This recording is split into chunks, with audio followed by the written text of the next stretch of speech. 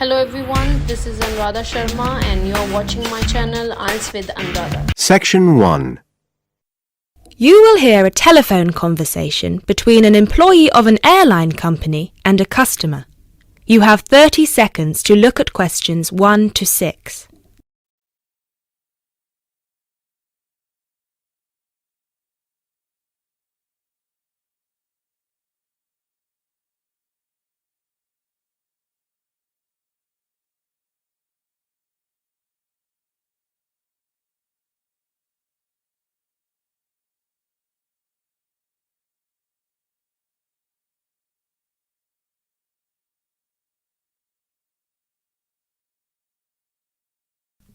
GB Airlines, this is Kyle speaking. How can I help? Hi, my name is Matt Walsh. I'm calling on behalf of Mr. John Sparrow to claim expenses for a delay in his flight last week. Good morning, Mr. Walsh. Thank you for calling. Could you please tell me the flight number and the date of departure? The date of departure was the 24th of January, 2016. I'm afraid I don't have the flight number in front of me at the moment. Okay, that's all right. One moment. Could you tell me where was Mr. Sparrow departing from? He was departing from Athens. Is that Athens, Greece or Athens, Georgia? Athens, Greece. Right. And what was the destination? It was Heathrow, London. Right. We've got 2 flights from Athens to London Heathrow on the 24th of January 2016. Was it the 3:25 p.m. flight or the 9:45 p.m.? It was the later one, 9:45. Okay, so the flight number is GB1011. Right, okay. Okay, yes.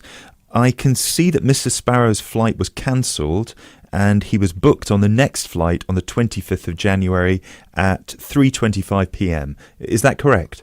Yes, that is correct. According to our system, one of my colleagues spoke with Mr. Sparrow on the phone on the 24th to inform him of the cancellation and offered to book a hotel for him for the night, but Mr. Sparrow preferred to book one himself. Yes, because he didn't want to stay near the airport, as the next flight was in the afternoon. Yes, of course. Could you tell me which hotel he stayed at? Yes, he stayed at the Hypnos Hotel. Oh, could you spell that for me? Of course. That's Hypnos. Right. Thank you for that. And could you please tell me how much the total cost was for the night? Sure. It was €73. Right. Do you have a copy of the receipt for that? Yes, of course. Would you like me to send it to you? Yes, please. Can I email a picture of it to you? Absolutely. The email address is refunds@gbairlines.co.uk. Great, thank you. No problem. Were there any other expenses you wish to claim? Actually, yes. There was also the taxi ride to the airport and the taxi ride back the next day. Right. And what was the total cost? The first taxi ride was €53 and the second one was 42, so 63, 73, 83. Yeah, so the total was €95. I'll send you the receipt for those as well. Thank you. Are there any other expenses? No, I think that's it.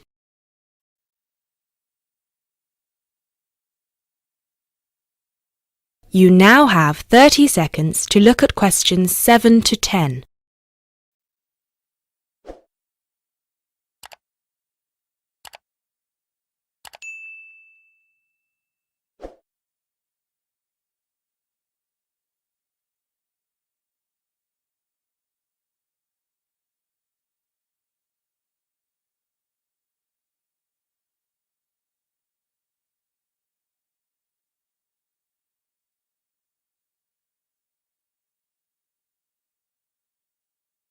Excellent.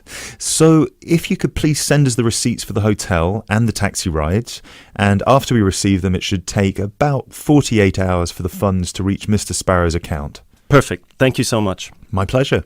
Is there anything else I can help you with? Actually, yes. There's one more thing. Mr. Sparrow complained about the meal during the flight. He said that it was a bit bland. Right. So he asked me if it was possible to switch to a different meal option for his upcoming flight to Kiev next week. Right, of course. Just give me a minute, please. Right, I see that Mr. Sparrow had the light meal option for his flight to London, and you would like to change that. What would you like to change it to? What are the other options? We've got 12 different meal options. Would you like me to list all of them for you? Well, Mr. Sparrow has told me that he would prefer something without meat. How many of these do not contain meat? We've got 3 meal options without meat. We've got the vegetarian option, the vegan option, and the Asian vegetarian. What's the difference? There's a variety of different dishes served with each option. For example, next week the vegetarian option will be a small spinach and feta cheese pie, a bread roll, a salad, and tropical fruit. And the vegan option? The vegan option doesn't include any dairy products, and it also doesn't include fowl, eggs, or honey. I'm afraid I don't have the specific menu for this week, but I can email it to you as soon as it becomes available. Oh, could you do that? That would be great. Yes, of course.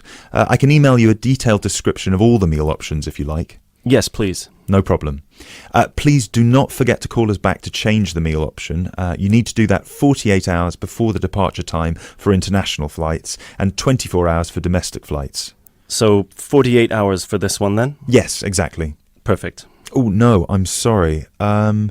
Transatlantic flights require 48 hours.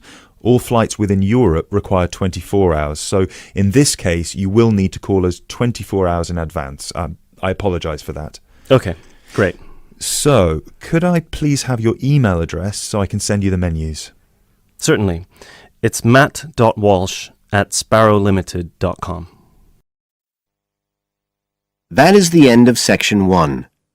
You now have half a minute to check your answers.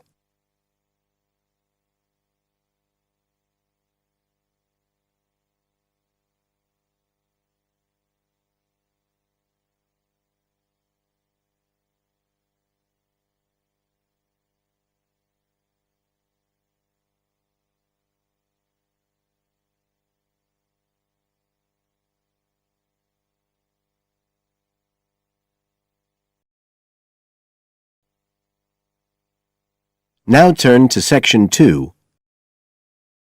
Section 2. You will hear a conversation between a radio presenter and an author. You have 30 seconds to look at questions 11 to 14.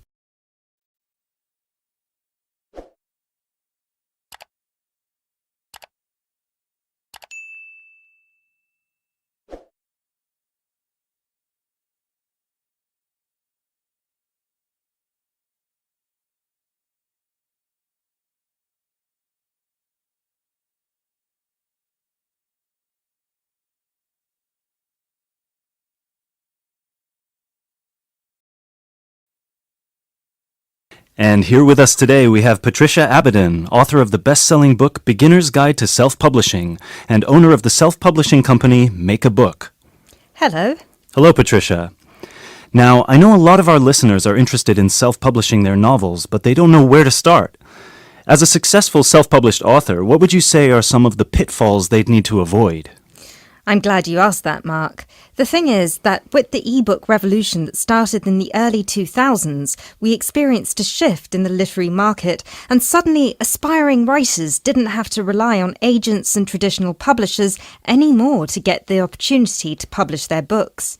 But just because we can publish, does that mean we should? For me, there are 4 questions that each writer needs to ask themselves before they attempt to join the market. The first question is my book ready?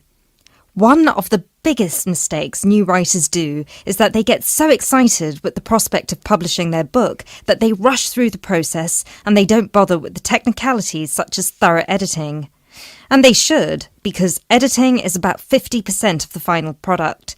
It's not as glamorous as the process of actually creating the story, but it's just as important. The final product needs to be immaculate. Not just in terms of grammar, but also in terms of plotting, characterization, and even spelling. Secondly, do I understand the market? Unless you're publishing just for your friends and family, you need to have a sound marketing strategy. The beauty of self-publishing is that anyone can do it, but that also means that you're fighting for attention against millions of other titles. Do you know what sets your book apart? Do you understand who your audience is and how you're going to reach them? Do you have a solid presence in social media? In general, do you know how you're going to sell the book to people? The third question, and I hope I don't sound too pragmatic, is Have I worked out how much money I'm willing to spend? This extends beyond the cost of self-publishing itself, obviously. There's the cost of advertising, the cost of proofreading and copy editing, the cost of giving away free copies to reviewers, and let's not forget the cost of a professionally done cover. The truth is that the more you see your book as an investment, the more of a return you're going to get. But either way, you need to know what your available funds are. And the final thing is something most writers overlook, but it's just as important as the other three. Have I started my next project yet? Remember, one book is never going to make you rich, and it's never going to make you famous. If you want to succeed, you need to keep writing and keep publishing as many books as you can. That's how you build an audience, and how you get your book to the top of the charts.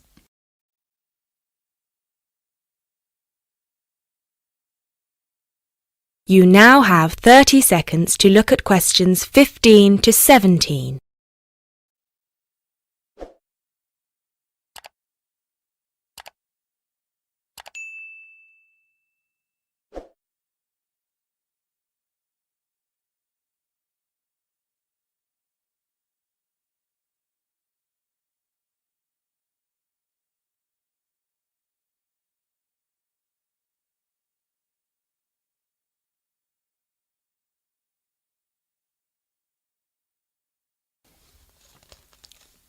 Thank you, Patricia. So tell us, how did you do it? You started publishing 5 years ago, and now you have your own publishing company. How did you get here so fast? To be honest with you, the first book I ever published was a flop, and it was because I didn't follow almost any of the rules I just told you. My novel was poorly edited, it had a cheap-looking, self-made cover, and I had no idea how to get people to buy it. For about a year, I checked its dismal sales every month, and I wallowed in self-pity. But then, I decided it was time to change and do something. The first thing I did was get a subscription to all the writing magazines I could find out there. I'd read them all from cover to cover and followed the experts' advice as if it was gospel. I wrote almost every single day, and I submitted short stories to every competition I could find out there. I also started a blog, and I set up my own page. Over time, I started building a name for myself and a solid fan base.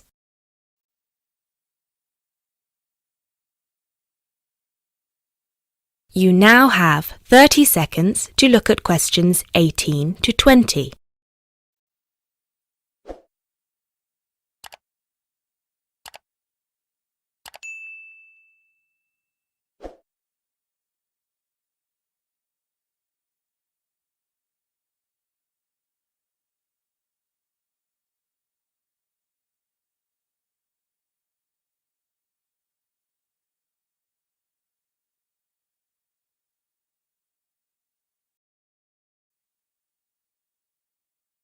I didn't want to be associated with my first book, so I decided to publish my next book under a different name.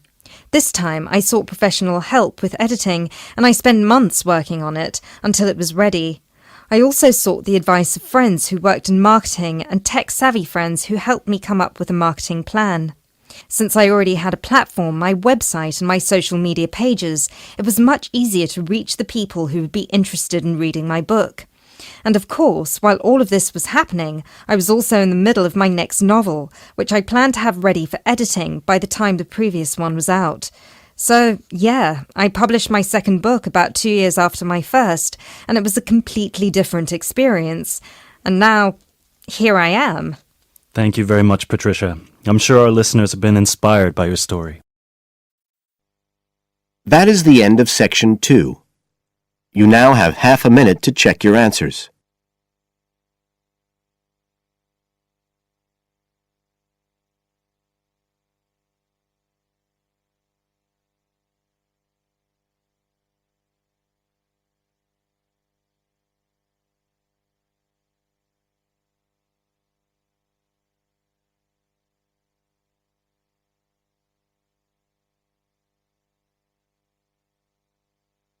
Now turn to Section 3. Section 3. You will hear a conversation between 3 students who are preparing a presentation. You have 30 seconds to look at question 21.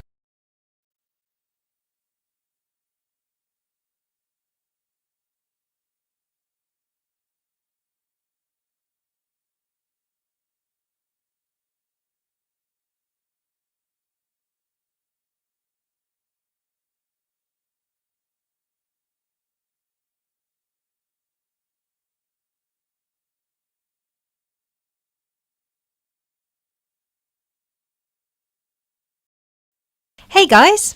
Oh, hey Gail, you made it. Yeah, sorry. I was stuck at the library paying late fees. Have you guys started going through the data yet? Yeah, we've already collated it and we've started designing the graphs we're going to use in the presentation. Oh, really? That's fast. Well, anyway, here's what we've got so far. Okay, so... Wow, 38% said they thought about quitting school in the first year. That's a huge number. Yeah, and only 10% said they were happy at school from beginning to end. Amazing, isn't it? Yeah, I thought the majority would be happy here. Well, just remember that about 30% of the school population are foreign students, and from the UK students, only 2% are actually from the area. So, I guess it makes sense that people would miss home. Yeah, but to want to actually quit school... Well, they didn't want to exactly, they just thought about it. You now have 30 seconds to look at questions 22 to 25.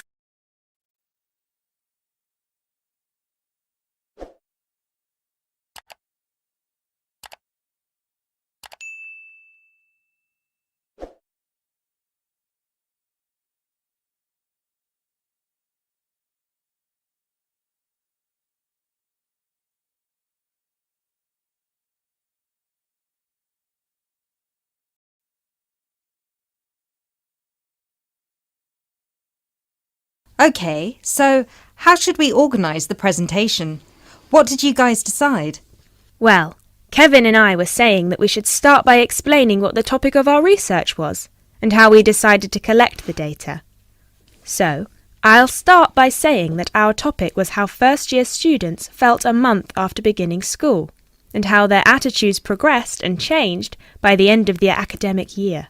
So then we were thinking that I should explain that the population we want to study was obviously first-year students, but because we need their complete experience from the beginning to the end of their first year, we'd have to actually poll students in their second and third year. And then we said that you should explain how we access the population.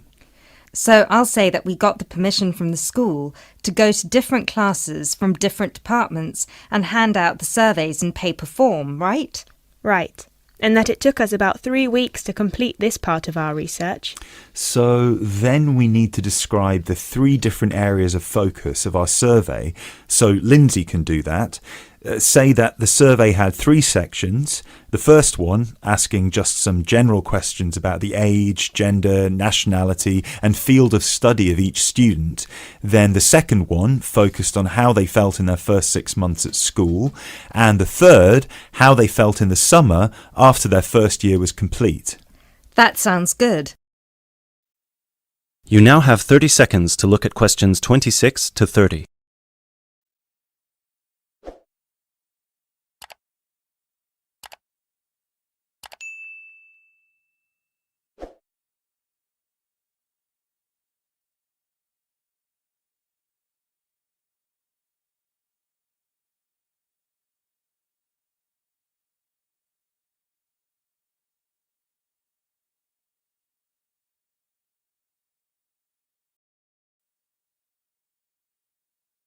Okay, so let me see the breakdown. Okay, so we've got an equal distribution of boys and girls. That's good. Almost equal. 51% of the participants were boys, the rest were girls. Right, and 70% of the participants were British, while the other 30% were...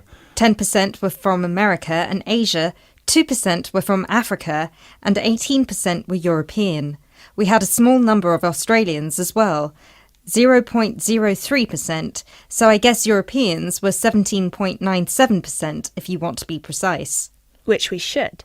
Anyway, and obviously the age was all 20 or 21, with a few 19-year-olds. Only about 5%. No, wait. 4%. Right? No, it's 5%. Look. Right. Okay, so Lindsay will describe the 3 sections, and then you, Kevin, you'll describe the demographic and geographical breakdown, and You can start with the graph, and then we'll all explain the data together. Right, so we'll put this graph up on the board and explain that most students experience some form of homesickness or mild depression in the beginning of their course. But we need to point out that by the end of the year, it was only 5% that still felt like quitting school. Yeah, but remember that we didn't actually have the opportunity to interview or poll any of the students who left school, so the information we have only relates to current students, and those numbers might be bigger in reality. Yeah, I guess we need to mention that. But we did check the dropout rate for the last 2 years, and it was very low, so at the end of the day, the numbers can't be much bigger. Yeah. Anyway, so after we explain the data and we show the 3 graphs with the background information and the responses for 6 months and 1 year, we should spend some time also talking about... That is the end of section 3. You now have half a minute to check your answers.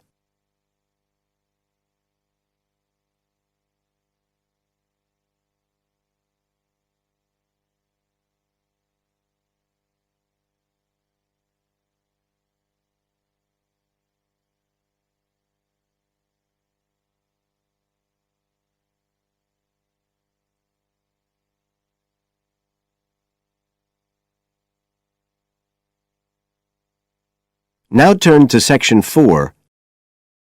Section 4. You will hear a lecture about English language. You have 30 seconds to look at questions 31 to 37.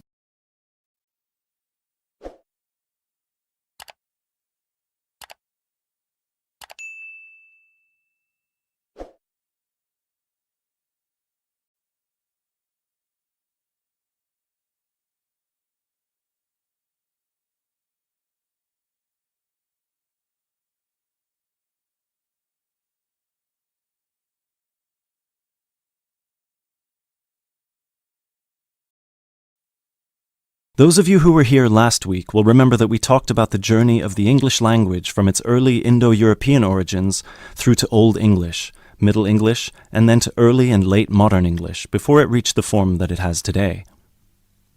Today, we will be continuing that theme by focusing on the future of the English language and all the places it might go from here.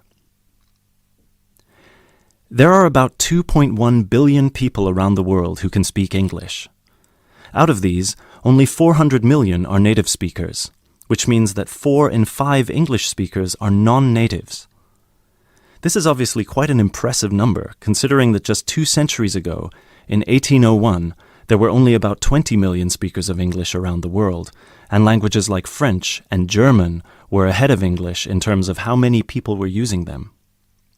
But what does it mean? What it means is that the future of the English language doesn't really depend on its native speakers, but on that massive number of non-native speakers learning it around the world. Has anyone heard the term pidgin before, or Creole? A pidgin is a simplified version of a language which acts as a bridge between 2 people who don't have a common language, allowing them to communicate with each other. While a Creole is a language that evolves from a pidgin, with the difference that it is fully formed with clear grammatical rules and vocabulary. There are currently dozens of Pidgin and Creole languages based on English around the world, for example, Nigerian Pidgin or Jamaican Patois. These languages are also known as Englishes. What's interesting about these Englishes is how different they sound to, for lack of a better term, proper English. Take the word trousers, for instance. In Sheng, which is a Kenyan Creole language, they're called longi because they're long.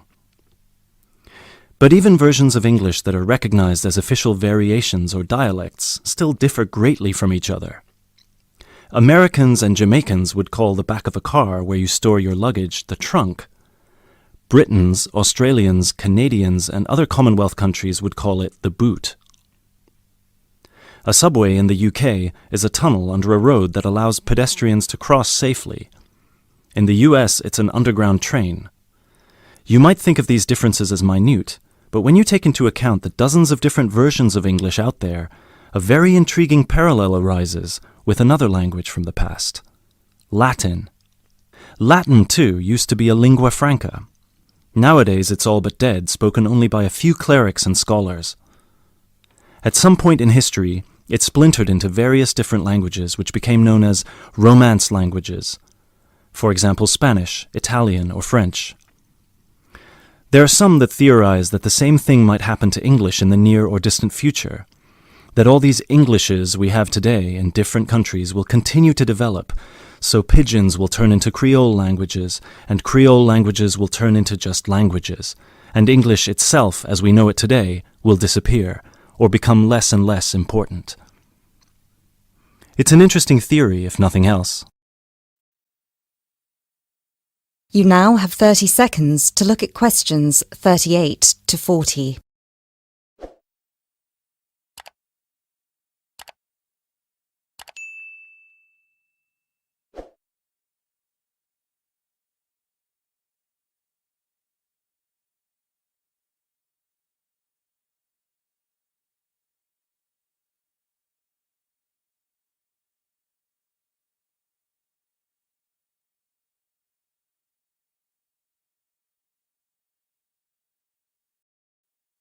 It makes sense that as English grows in popularity, countries, especially those with a strong sense of identity and tradition, will develop their own versions of the language, marked by the idiosyncrasies of their culture.